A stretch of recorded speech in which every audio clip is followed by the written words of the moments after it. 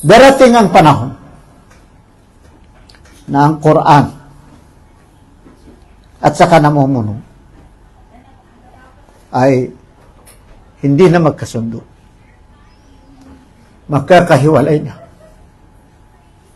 Fakunu ma'al janibil ladhi fihi al-Quran. Ano ang aral ni Propeta Muhammad? Saan kayo kakampi? Mga sibilyan, mga mamamayan, mga bangsamoro, doon kayo kakampi sa mayroong Quran.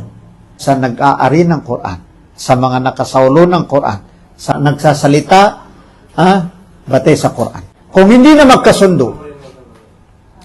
magkasundo ang mga ulama at saka mga hari o mga namumuno, ika nga, wa idha iftaraka as-salatin wal ulama'u fal wajibu 'ala al-ummati an ya'khudhu biman ma'ahu al-Qur'anu wa humul ulama. Kung wala nang tsansa na magkasundo, sapagkat ang tingin ng mga hari namumuno sa mga ulama maliliit. Ang mga ulama naman, walang kaalaman yan, walang pananampalataya. Hindi na talaga magkasundo. Ano ang nararapat sa mga tao? Sa mga tagasunod?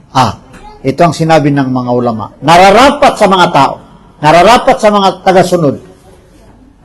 Nararapat sa mga bangsamoro na angkunin nila o sila'y kakampi sa sinumang may Quran. Sino ang may Quran, bro?